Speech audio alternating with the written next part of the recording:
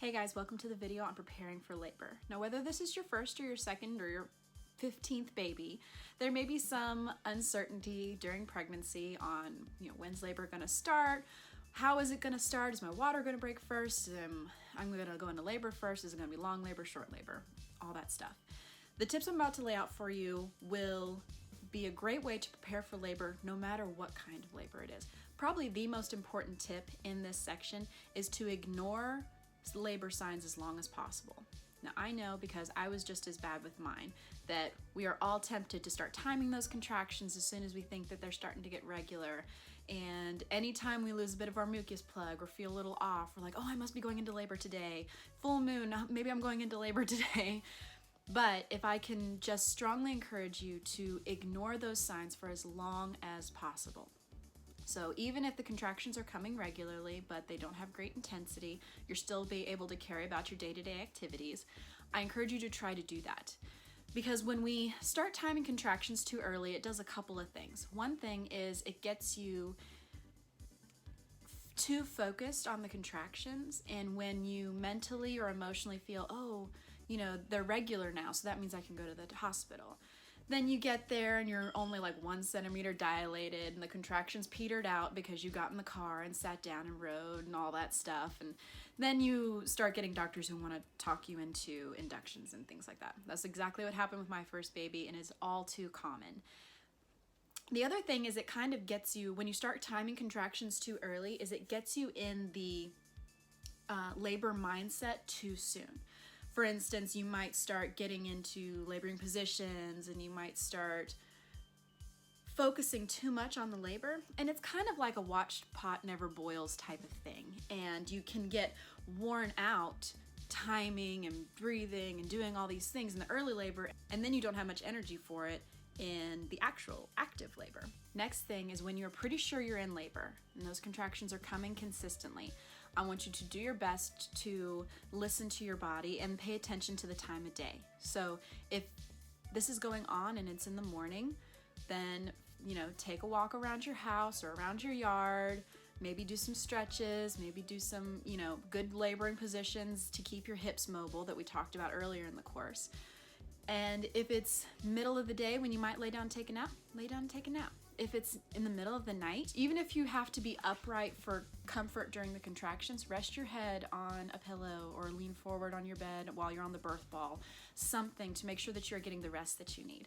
Labor is a marathon and you're gonna need that rest. And whereas staying mobile and walking are all very good tips to progress labor, if you're exhausted, it will drag out your labor because your body just gets tired and it doesn't have the energy it has to do what it needs to do. The next thing you can do to prepare for labor is focused breathing. This is consciously breathing in certain ways through the techniques that we learned about. This will help you be in the habit of doing this kind of breathing so that when labor comes, it will be much easier to fall into that, and it will be easier for your partner to say, hey, do your relaxed breathing, and things like that. Next step is practice letting go of tension when you do your breathing. So kind of tighten those muscles and let them go as you exhale. This will be great practice for when you are having intense contractions, because the temptation is always to clench up your body and clench up your face during contractions. So if you are already in the habit of deep breath in, then let go, then that will start you out on contractions great. We talked about contraction breathing in one of the videos earlier in the course, of just starting out the contraction with a deep breath and then letting go of that tension as you go. Super helpful.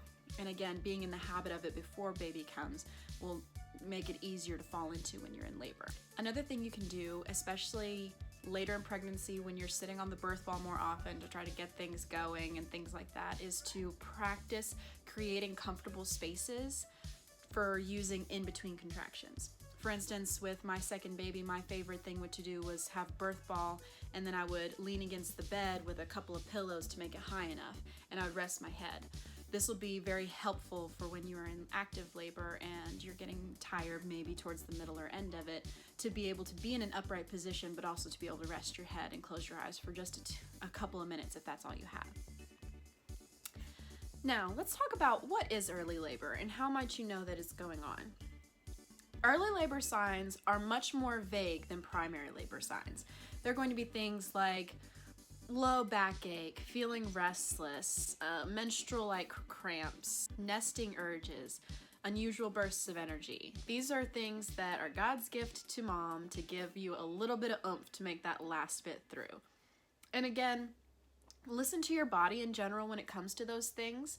You know, if you have a burst of energy, take advantage of it and clean out that closet that you've been wanting to clean out for a while, or whatever it is. Take that walk that you've been wanting to take but haven't had the energy for. Whatever you do, just make sure that you are not wearing yourself out. Don't go to the limits of your energy. Meet it just below or lower. And make sure that any burst of energy that you take advantage of, you are also taking frequent breaks, because you are growing a human being and you're going to have to deliver a human being. So be easy on yourself. Primary signs of early labor are a little bit more firm. For instance, losing your mucus plug. Now, this is not a sign that labor is going to begin that day or that minute especially, and it could be still a week or two, but it is definitely a sign that things are moving and changing in your body, which is what you need. Contractions are also primary signs of early labor, and that's a little bit more certain, but again, sometimes early labor can begin and stop or go for extended amounts of time. So whenever early labor starts, as I said earlier, ignore it as long as possible and just be patient with the process. You'll be much happier that you did it that way in the long run. Below I have a list of helpful tips for your partner. It is going to be so paramount that you feel supported through every stage of labor and birth, even early labor. Especially if that early labor extends for a long period of time, you can run the risk of being discouraged and exhausted. I encourage you to take note of the list for tips for partner below, and they're very simple things. You don't have to be a doula to be able to do these things. For instance, if contractions start in the middle of the night, just suggest she drinks a glass of water and lays back down to get some more rest. Stepping up and taking responsibility for more around the house towards the end of pregnancy is a huge way to take a load off of your expectant wife. And I know life is hectic for you both, but it's about to get really more hectic. Find ways to help her relax, find ways to help her stay hydrated and stay mobile. Go on a walk with her. There are all sorts of different kinds of things you can do together to help that early labor be more effective and also to go by faster. And this list isn't the firm list. Use it as an idea starting point for what you know she specifically likes or specifically needs. Now we're going to talk about active labor. That's what we've been working for. That's what we're excited for. Active labor signs are very certain. Again, I think I said in a previous video that if you are wondering, am I in labor? Could this be labor? Then you're not in active labor. You might be in early labor, but you're definitely not in active labor. Active labor, you're like, okay, I'm in labor now. You will know, I promise you. I heard an amazing story from a mom who was having 0 contraction pains that she could discern, and she just felt off, and she's like, I think I need to go to the hospital. I'm just gonna go to the hospital to get checked out. And when she got there, they said, you're 10 centimeters dilated and you can start pushing whenever you're ready. And now let me just let you know, that is a super, super rare event. So I don't want to raise your hopes and be like, oh, maybe that'll be me. Don't plan on that being you, because that's probably not gonna be you. But the comfort is that even when you're not experiencing the signs that everybody tells you should be experiencing, you're gonna know if you're in labor. You're just gonna know. A baby doesn't start moving out of your body without you knowing that something's going on. Tips for partners in active labor is very similar for an early labor. You're going to be finding ways to help her relax, helping her stay focused, all those kinds of things. Making sure that she's alternating between methods of mobility and methods of relaxation, and making sure that those times are also productive, that she's not resting with her eyes wide open in a brightly lit room, but making sure that when she rests, it's dimly lit and that she's, calm and not, and you're not pestering her with questions or something like that. Ultimately, what every woman in labor needs is just to feel supported, just to feel like she can do it, to feel like she's not going to be left alone. Because even with being surrounded with a bunch of people, sometimes the temptation can be to feel isolated because you're the only one experiencing it. You're the only one who carries the burden of actually delivering this baby. If you can just be by her side and make her feel safe, it will go such a long way in helping prepare her for the rigors of labor. In this section below, I have breathing tips, which you might think, well, we already covered breathing tips. The reason why I have these breathing exercises again is because I believe they are that important to your experience in labor. Extra oxygen to your baby and to your body will only help, and it helps you stay calm, helps the pain seem less intense. It literally helps every aspect of labor, which is so nice to have those things that help with everything so that you're killing more than one bird with one stone. I also have a helpful acronym below to help anybody in your birthing space be able to be mindful of the things you might need. First step is H, which stands for hydration, making sure that you're keeping a regular fluid intake. One easy way is to just have her take a sip of water in between each contraction. That way you know she's getting plenty. Ice chips are also a great option. E is endearment, and basically just remind her that she's doing a good job, tell her that you love her. Even being just nearby can help complete that step. Next step is L for lighting.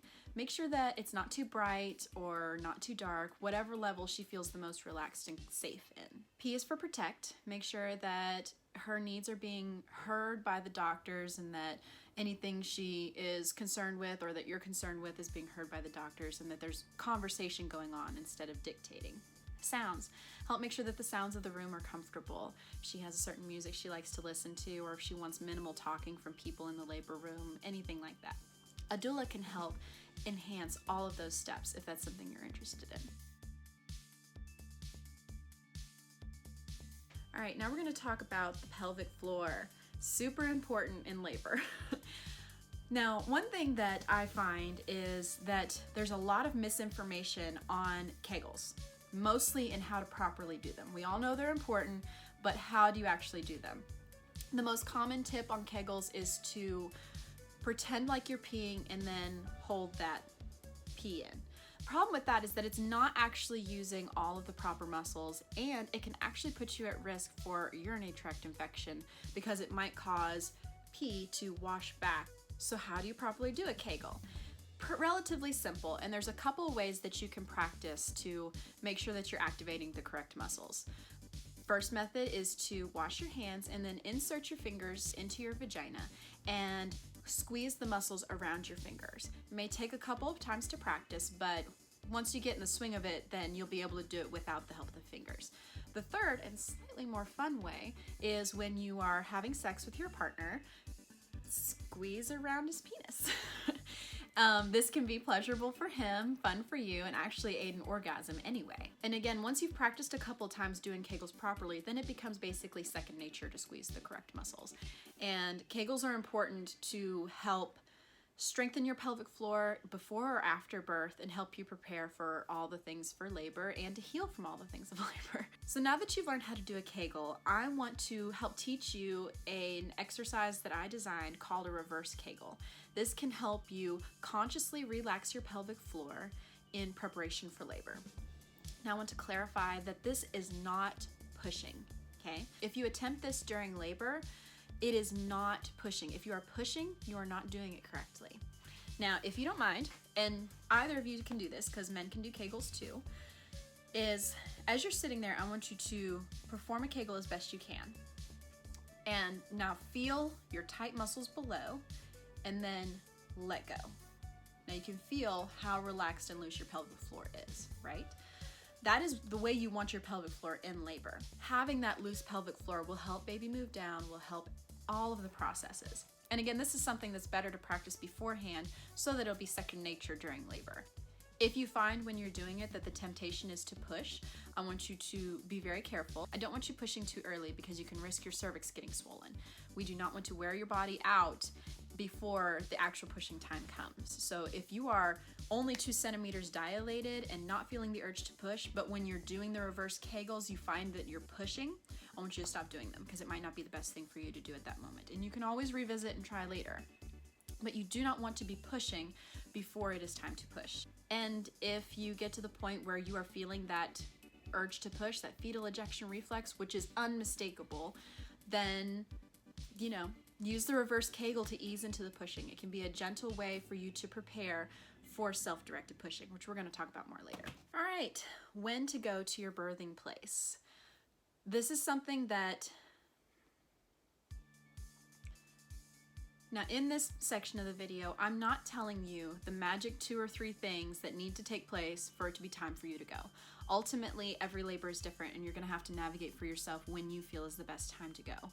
And you can decide that over a few hours, or sometimes over a couple minutes you realize, nope, I feel like I need to go to the hospital, and that's fine. Ultimately, you need to follow your instincts on that. I want to encourage you to have discussions with your care provider, your partner, your doula if you have one, to make sure that the whole team is on the same page for when you think is the best based on their advice and based on your research and based on your gut. And again, be prepared for it to change in the end. The general understand minimum for when to go to the hospital is known as the 4-1-1 rule. And this means that your contractions are 4 minutes apart or less, lasting more than a minute, and this has been going on for at least an hour. So if your contractions are 4 minutes apart, but they're only 30 seconds long, and it's only been going on for 15 minutes, then you haven't reached the 4-1-1 rule. And that can be a good marker for you. Now keep in mind that more likely than not, if your contractions are 4 minutes apart, then they're going to be at an intensity level that is causing cervical change. But it is also possible for your contractions to be close together, but they're not intense enough to be causing cervical change. Keep in mind that this is not a hard and fast rule, and things change. So just be prepared to talk with your provider, talk with your partner, and just navigate as it comes. Now the last thing in this video is I'm going to show you some hip squeezes and counter pressure to help the partner or doula or anyone in the birthing team help make those contractions a little bit more manageable for mom. Check it out. Alright, I'm going to show you some things with counter pressure and hip squeezes, which are just amazing and are going to change your life during labor. You will need both of these tools. So, I don't have a living model, so my peanut ball is going to be my model. Now, when you are looking for where to do hip squeezes, and this is going to be the basic position that you're going to be in, what I want you to do is I want you to find your partner's hips, and you'll feel their tailbone area here, and then the top part of where it really is the meaty part of your butt. That is where you are going to position yourself and squeeze inwards. Now, it's going to be slightly different areas for different people and sometimes for different contractions in different positions. So, that's where you start out, and then if she says higher, lower, harder, whatever it is, then you can work from there. But first find that top meaty portion of the butt and squeeze like this. Usually it is optimal for the duration of the contraction. Doing it in between isn't necessary usually. Massaging the area can help relax it so that can be something you can do in between. And kind of using the pelvic model to show, these are your hip bones here, and this is the meaty section that you're pushing on, which is right where her body is doing a lot of moving and changing. So your wife will thank you for it, for sure. Now looking at counter pressure. Counter pressure, again, is going to be slightly different for different people in different stages of labor and different positions in labor, but I'm going to give you a basic idea of where to start. Now, counter pressure, again, is slightly different for different people. The two general areas that people find it the most helpful is right in the spine that's right above the sacral section, right here. So what you'll do is you'll use both hands to push like this. Sometimes you might end up even needing to use an arm if she needs you to do it harder than you can do. You can do fists. A great time to use tennis balls in a sock to press down as you do counter pressure. And like I said earlier, this is a good way to have the strength of the counter pressure without wearing out your hands too much. And the other part that is oftentimes helpful for counter pressure is right around the tailbone area, maybe a tiny bit higher, but right where that tailbone is. Those are just the basic spots for you to start out at. If she says higher or lower or wider or stop, that's all perfectly fine. Just kind of use that as a starting ground for where to experiment. All right, well that's it for this section. See you at the next section.